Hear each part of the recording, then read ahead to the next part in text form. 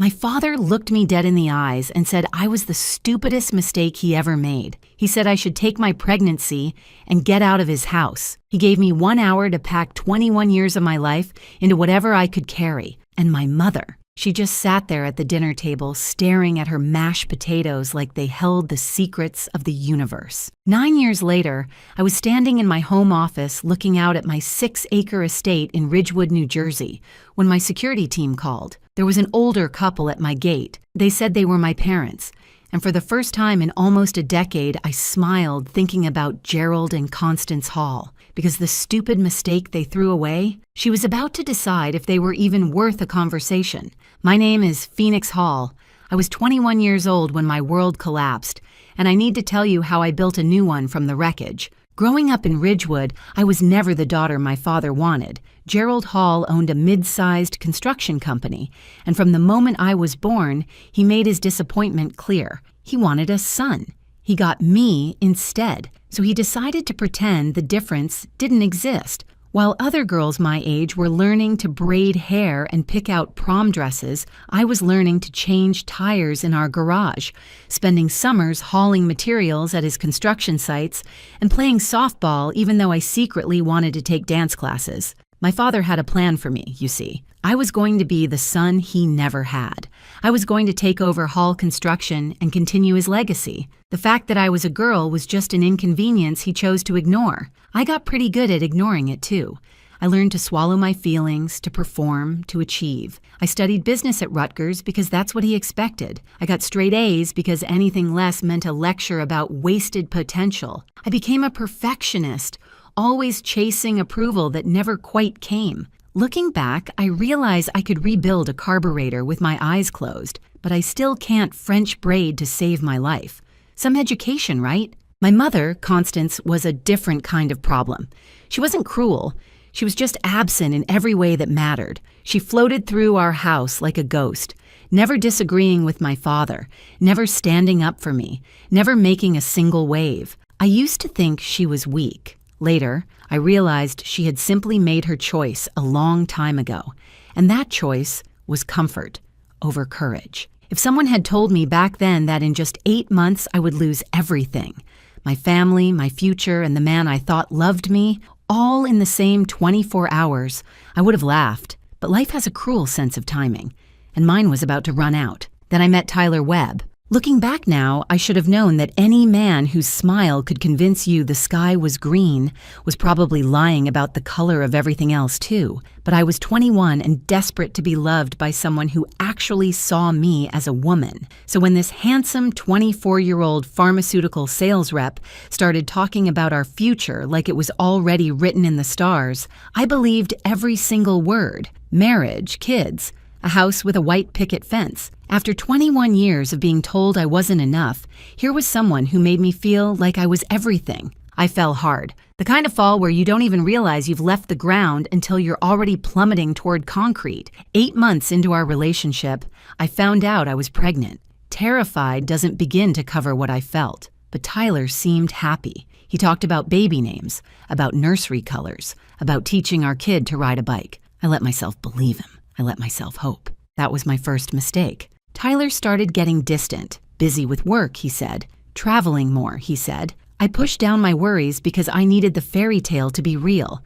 I needed something in my life to not be a disappointment. My second mistake was telling my parents. I planned to announce my pregnancy at Sunday dinner. Tyler was supposed to be there with me, but he canceled last minute.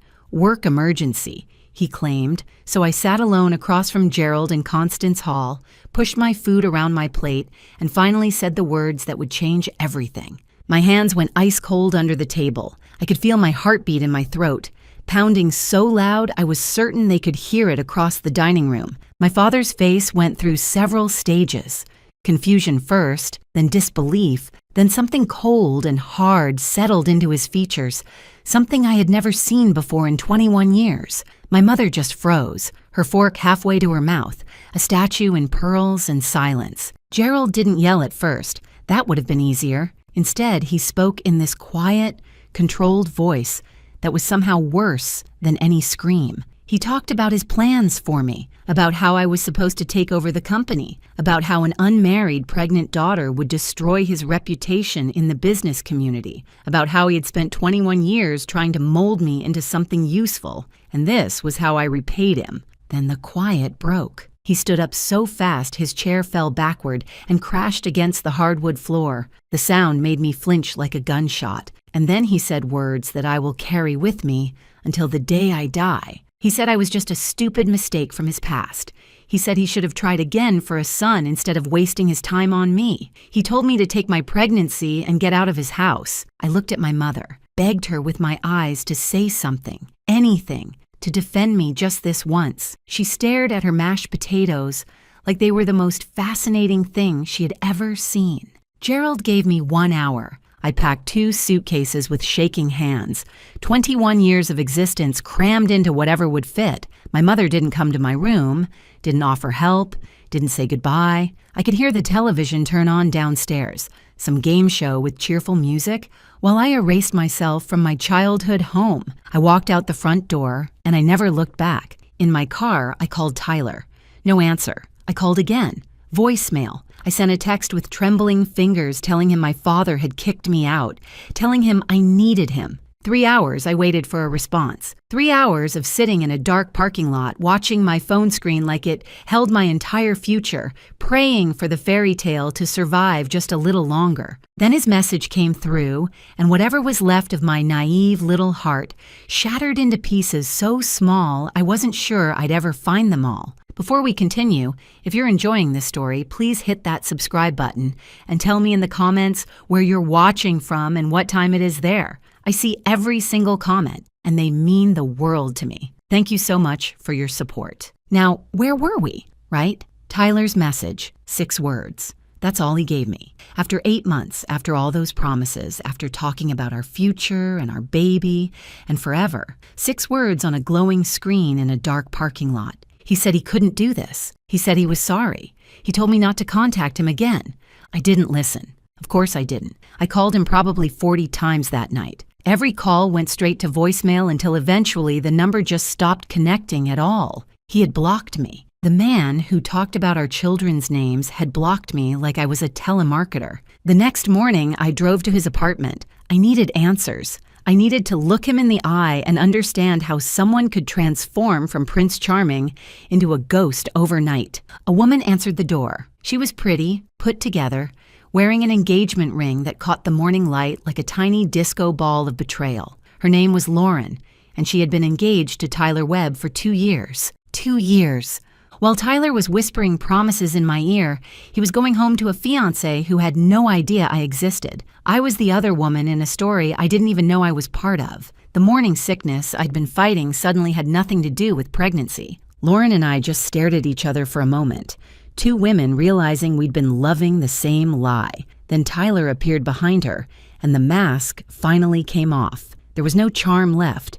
No warmth. He looked at me like I was an inconvenience, a mess he needed to clean up. He told me to handle my problem and shut the door in my face. I should have seen the signs. The man took work trips to supposedly exotic locations, but never came back with a tan or a single photograph. I used to think he was just private. Turns out, he was just a professional liar with a frequent flyer account. So there I was. 21 years old, pregnant, disowned, and dumped in the span of 24 hours. I had $847 in my savings account. My father had already called every relative we had, poisoning the well before I could even reach out. My aunt tried to send me money secretly, but Gerald found out and threatened to cut her off completely. Even my mother managed to sneak $500 to me through a cousin, but when my father discovered it, he took away all her credit cards as punishment. I found a room in a boarding house in Newark. It smelled like mildew and broken dreams, but it was $60 a week, and that was all I could afford. I worked 3 jobs. Mornings at a bakery, starting at 4 in the morning, covered in flour and exhaustion. Afternoons at a dry cleaner, pressing other people's clothes while my own fell apart. Evenings at a call center, getting yelled at by strangers until 10 at night. I would fall into my tiny bed, sleep for 5 hours, and do it all again. My body held on as long as it could. At 6 months pregnant, I collapsed during my shift at the call center, just crumpled right there between the cubicles like a puppet whose strings got cut. I woke up in a hospital with a doctor telling me I was killing myself and my baby.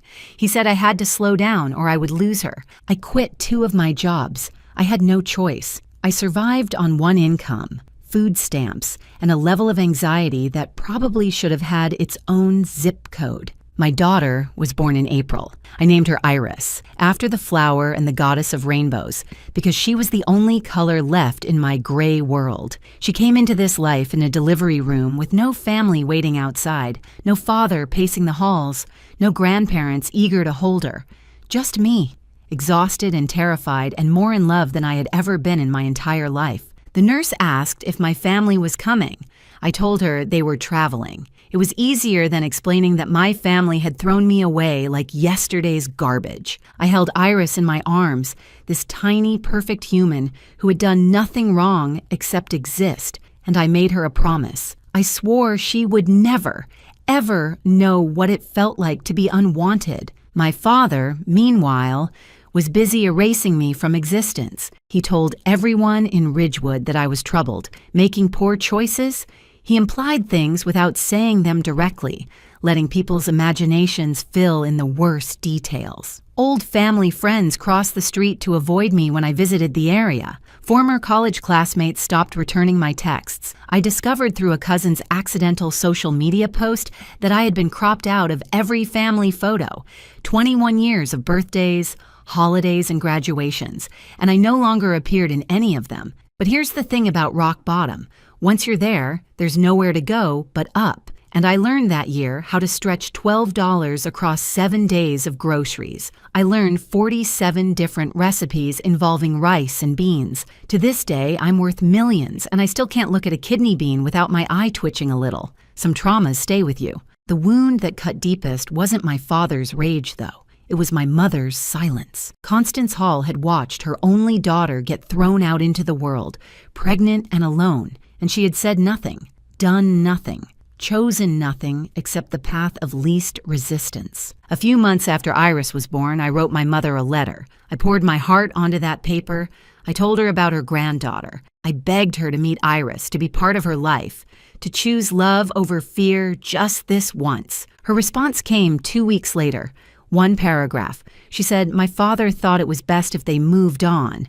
She said she was sorry. Sorry. That single word, so small and weak and useless. It was worse than silence. At least silence didn't pretend to care. On Iris's first birthday, I threw her a party in our tiny apartment. Just the 2 of us, a cake from the discount rack at the grocery store with a dent in the frosting, and a single balloon I found on sale. I was exhausted, broke, eating cake that tasted like survival and pretending it was sweet. But my daughter smiled at me. This huge, gummy, joyful smile that didn't know anything about absent fathers or cruel grandfathers or mothers who chose comfort over their children. And something shifted in my chest. I realized I had 2 choices. I could spend the rest of my life drowning in resentment, replaying my father's words, letting Gerald Hall live rent-free in my head forever. Or I could build something so big, so successful, so undeniably mine, that his opinion would become irrelevant. I've never been good at drowning. The turning point came from an unexpected source, a tough, widowed, 68-year-old woman named Miriam Castellanos, who ran a struggling property management company and had 0 patience for excuses. I got an entry-level job at her firm when Iris was about 18 months old, filing paperwork, answering phones, making coffee that Miriam always complained was too weak. But Miriam noticed things. She noticed I stayed late without being asked. She noticed I caught errors in contracts that had slipped past everyone else. She noticed I had the kind of hunger that comes from having nothing and everything to prove. One day she called me into her office and asked me what I wanted to do with my life. I told her I wanted to never be powerless again. She nodded, like that was the only acceptable answer, and started teaching me everything she knew. Miriam had built her company from nothing after her husband died and left her with 3 kids and a mountain of debt. She understood survival. She understood what it meant to be underestimated, and she saw something in me that I couldn't see in myself yet. I discovered I had a gift for real estate, not the flashy sales pitch kind, but something more valuable. I could look at a neglected property, a building everyone else saw as a lost cause, and see exactly what it could become. I saw potential where others saw decay. It was like my superpower, except instead of a cape, I wore sensible flats and determination. My first successful negotiation, if you can call it that, was convincing my landlord not to evict me by offering to personally fix the building's broken mailboxes. I spent an entire weekend with a screwdriver, a YouTube tutorial, and more curse words than I'm proud of. But when I finished, I realized something important. I could sell anything to anyone if I believed in the value I was offering. That busted mailbox situation was my business school. I got my real estate license while working full-time and raising Iris alone. I studied at 2 a.m, textbooks spread across my kitchen table, my daughter sleeping in the next room. I drank enough coffee to fuel a small spacecraft. I failed my first practice exam and cried in the bathroom for 20 minutes. Then I dried my eyes and studied harder. When I passed that licensing exam, I held the certificate in my hands and sobbed. Not sad tears, survivor tears, the kind that come when you realize you might actually make it after all. My first sale was a tiny condo that had been sitting on the market for 8 months. Nobody wanted it. The location was weird, the layout was awkward, and it smelled vaguely of cats and regret. I staged it myself with furniture from thrift stores and tricks I learned from home improvement shows. I baked cookies before every showing because I read somewhere that the smell makes people feel at home. It was probably manipulation, but it was also delicious manipulation. That condo sold in 3 weeks. My commission was $3,200, more money than I had seen in 2 years of struggling. I remember depositing that check and just staring at my bank balance, watching the numbers change, feeling something I hadn't felt since before my father's words destroyed everything. I felt hope. Miriam promoted me, gave me more listings, started treating me less like an employee and more like a protege. I learned the business inside and out, absorbing everything she taught me like a sponge that had been thirsty for decades. When Iris was 3 years old, she asked me why we didn't have a backyard. She had seen one on a television show, and she wanted to know why our apartment building only had a parking lot. I knelt down to her level and made her a promise. I told her someday we would have the biggest backyard in all of New Jersey. She drew me a picture that night, a house, way too big, with a yard that took up most of the page, and 2 stick figures holding hands, me and her. I put that drawing in my wallet, and I have carried it every single day since. But success doesn't come without setbacks. I struggled constantly with a voice in my head that sounded exactly like my father. Every time I reached for something bigger, that voice told me I was just a stupid mistake. Every time I doubted myself, Gerald Hall's words echoed through my thoughts like a curse I couldn't break. Miriam noticed. She sat me down one afternoon and shared her own story of being dismissed and doubted. Her husband's family had told her she would fail. Business associates had laughed at her. Banks had refused to give her loans because she was a woman alone. She looked me dead in the eyes and said something I have never forgotten. She told me the best revenge isn't proving them wrong. The best revenge is forgetting they exist while you build your kingdom. Around this time, Tyler decided to resurface. Because of course he did. He found me on social media when Iris was 4 years old. His message was all false concern and carefully worded questions. He had heard I was doing better. He wanted to reconnect. He thought maybe they should discuss Iris's future. What he meant was, he had heard I wasn't destitute anymore and wanted to either ease his guilt or see if there was money to be had. I screenshot every message, saved them in a folder, and never responded.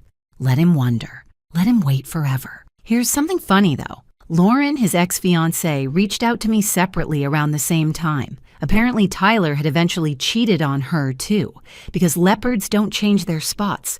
They just find new gazelles. She was now happily remarried to a decent man and wanted to apologize for how everything went down, even though none of it was her fault. We ended up becoming friends, united by the shared experience of loving a professional con artist. Life is strange that way.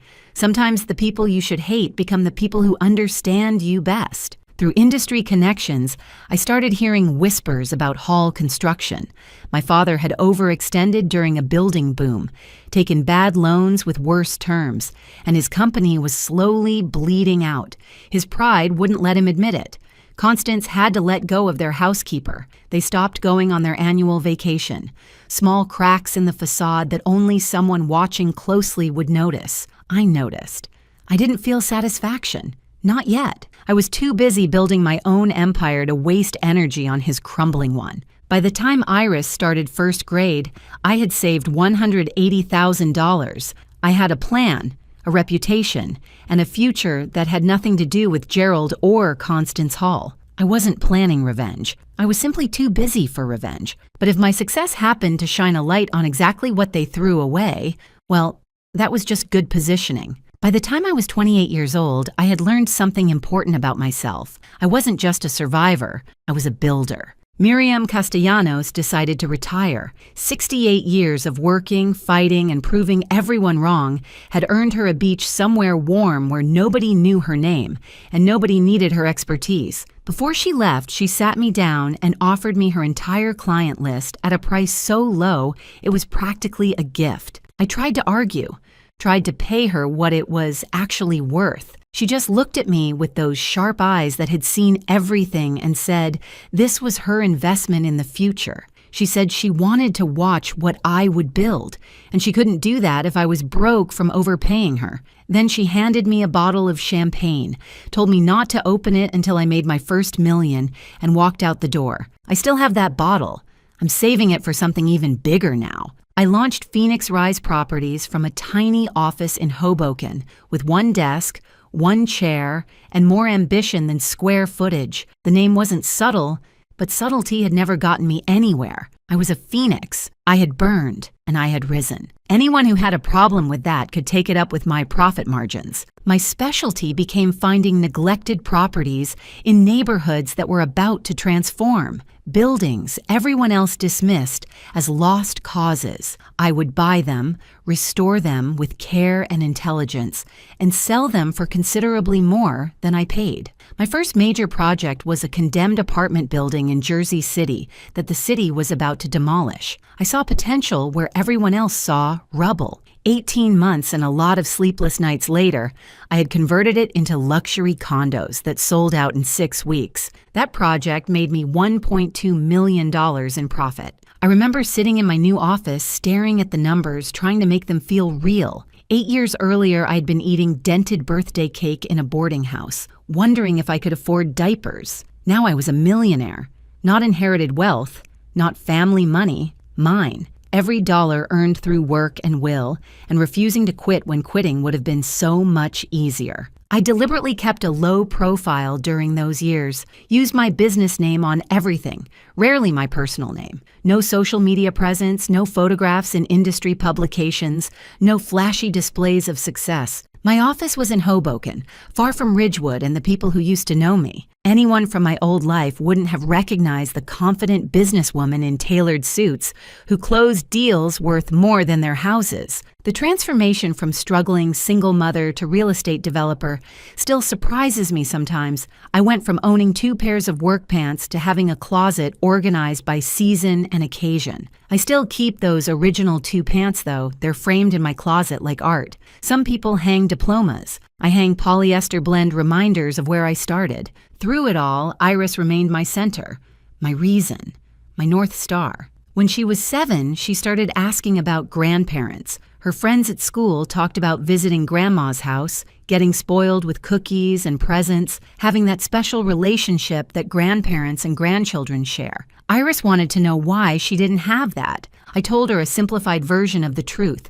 I explained that sometimes adults make choices that hurt people they should love, and my parents had made that choice. I didn't poison her against them. I didn't use her as a weapon for my own pain. I just told her the facts in words a 7-year-old could understand. She thought about it for a moment, this beautiful girl with my eyes and her own fierce spirit. Then she shrugged and said it was their loss because I was the best mom ever. I cried in the shower that night, happy tears and sad tears all mixed together, washing down the drain along with the last remnants of hope that my parents might somehow change. Speaking of change, I should tell you about Russell. Russell Okonkwo was an architect, 34 years old, divorced with a young son, brilliant at his work, and patient in a way that felt foreign to me. We met at an industry conference when I was 29. He was presenting on sustainable building design. I was pretending to take notes while actually judging everyone's business cards. He asked me to coffee afterward. I said no. He asked again a month later.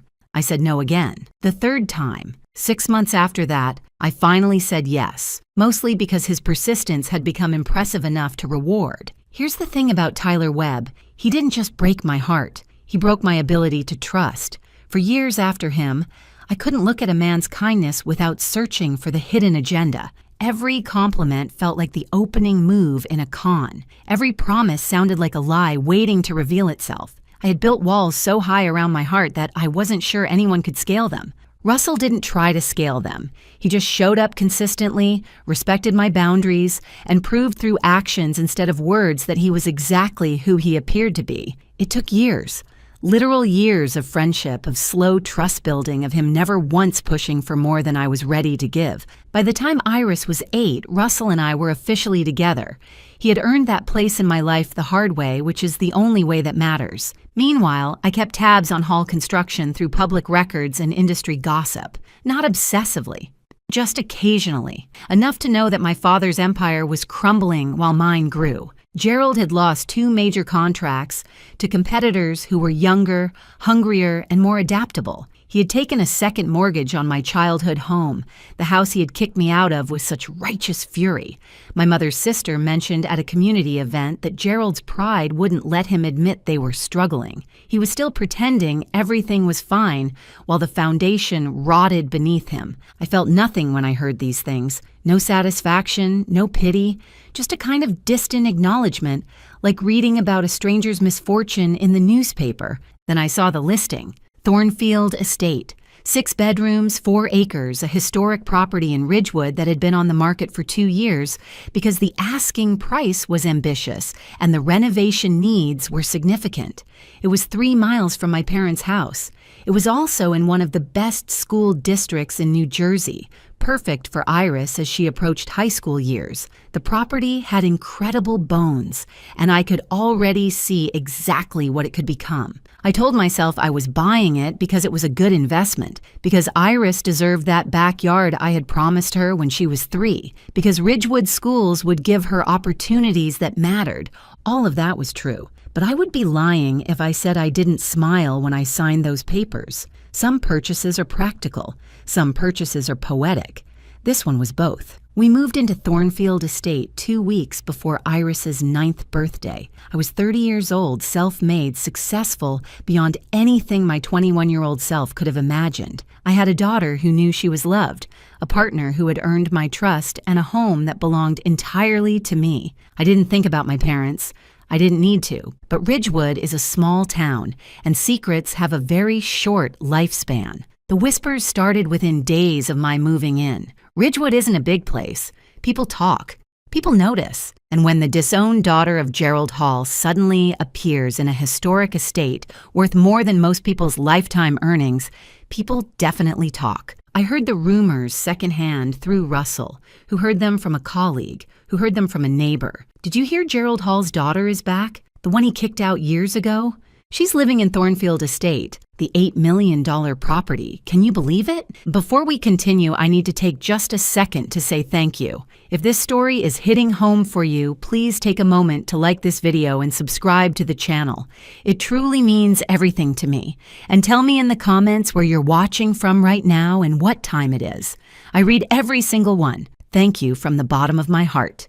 Now, Back to those whispers. The rumors spread through Ridgewood like wildfire through dry grass. Everyone knew, except apparently Gerald and Constance Hall. They existed in their own bubble of denial, still pretending their reputation was intact, still believing no one knew about their financial troubles or their discarded daughter. Constance found out first.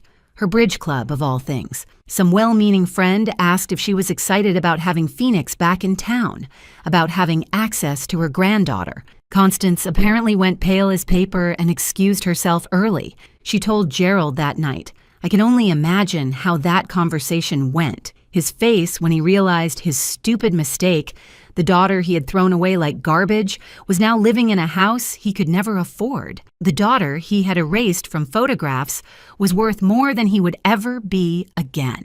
Gerald didn't believe it at first. Couldn't believe it. He researched Phoenix Rise properties, obsessively, according to what I heard later.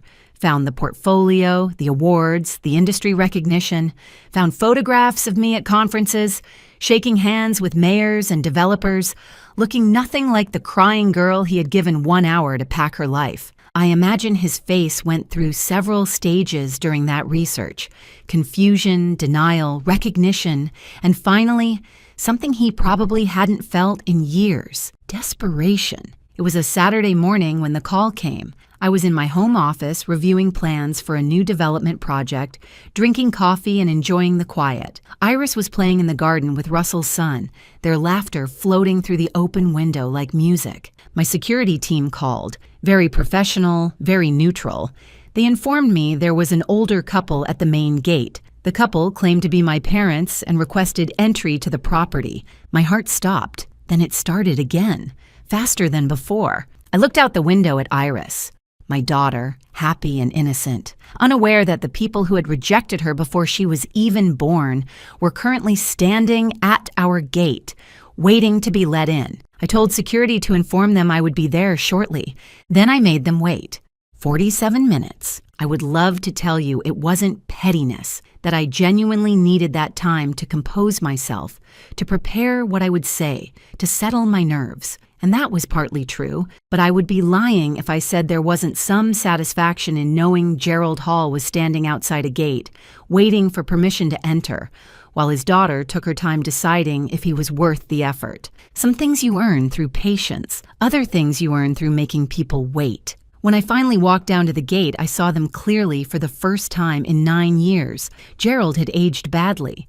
The stress of financial ruin was written across his face in deep lines and gray skin. He had lost weight, but not in a healthy way, in the way that comes from worry eating you alive from the inside. Constance stood slightly behind him, smaller and frailer than I remembered, her eyes red like she had been crying recently. Gerald tried to smile when he saw me. It was the most pathetic thing I have ever witnessed in my life. This man who had screamed at me, who had called me a stupid mistake, who had given me 60 minutes to erase myself from his existence, was now attempting to look warm and fatherly. The performance was so bad it would have been funny if it wasn't so tragic. He started talking immediately, didn't even wait for me to speak. Words tumbled out of his mouth about family and misunderstandings and water under bridges and moving forward. He talked about how proud he was of what I had built. Proud. The man who told me I was worthless was now claiming pride in my success. Constance said nothing. She just stared at the estate behind me, at the gardens, at the evidence of the life her daughter had built, without any help from her. I wondered what she was thinking. I wondered if she felt regret or just envy. I let Gerald finish his speech. It took a while. He had clearly rehearsed it, though not well enough to make it convincing. When he finally stopped talking, I spoke for the first time. I didn't yell. I had imagined this moment for years, and in my imagination, I always yelled, screamed all the pain and anger and hurt that had been festering inside me, but standing there, looking at this diminished man who used to terrify me, I felt something unexpected, calm. I told him that he had called me a stupid mistake, that he had told me I was nothing, that he had erased me from family photographs like I had never existed. I reminded Constance that she had written me a letter choosing his comfort over her own grandchild, that her sorry was not enough then and would never be enough now. Gerald's facade cracked.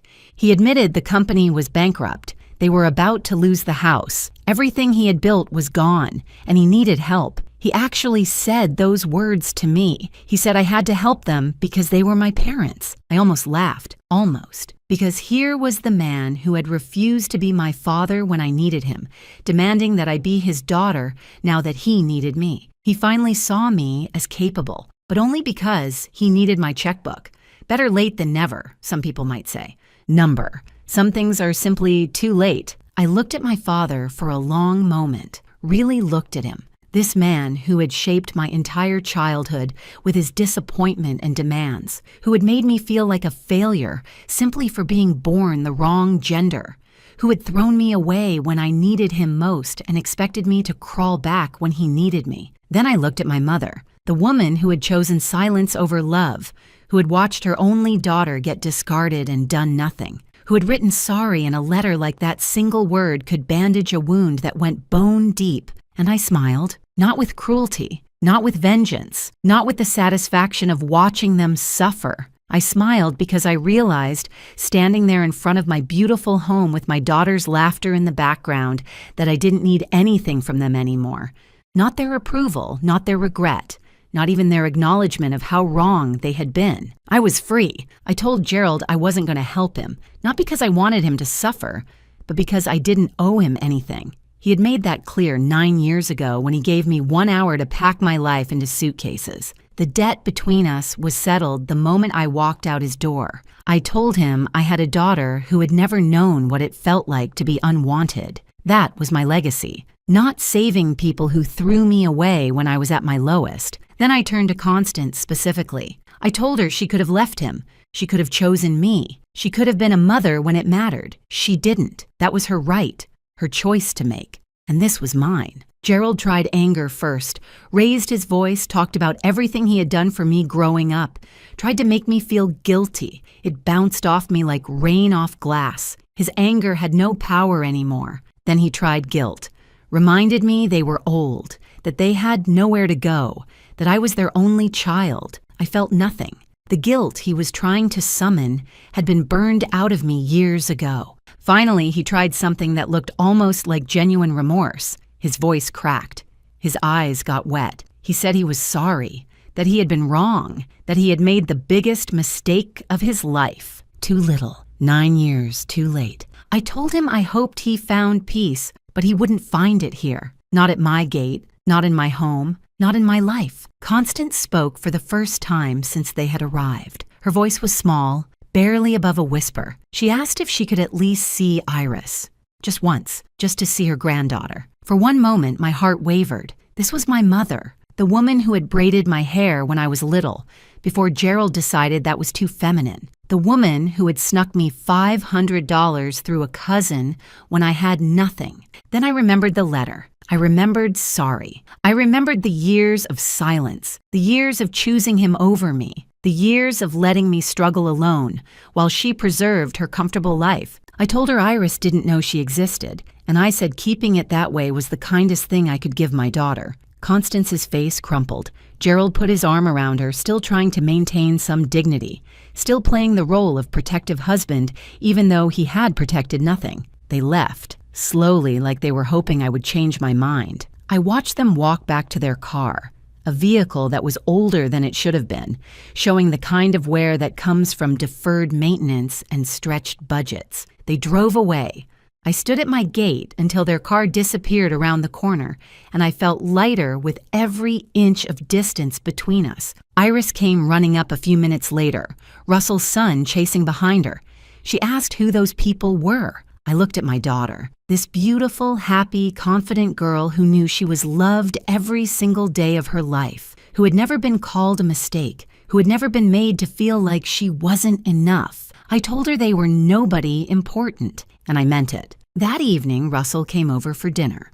We sat in the garden watching the kids play, eating food that I had actually paid someone else to cook because I could afford that now, because I had built something from nothing, and I was allowed to enjoy it. Iris showed Russell her latest drawing, our family, our house, our big backyard with trees and flowers and a swing set. 3 figures holding hands, plus Russell's son beside them. A family that had nothing to do with blood and everything to do with choice. I looked at my life. At the daughter I had raised alone through the hardest years. At the man who had earned my trust through patience and consistency. At the home that belonged entirely to me, paid for with money I had made, through my own intelligence and effort. Not a single piece of it came from Gerald or Constance Hall. And that's exactly the way it should be. Those who throw away their children don't get to claim their success. I rose from the ashes because I had to. My parents never even tried to strike the match. Thank you so much for watching. More of my most gripping stories are already on your screen. Click one now and don't miss the best part. You will love it. See you in the next story.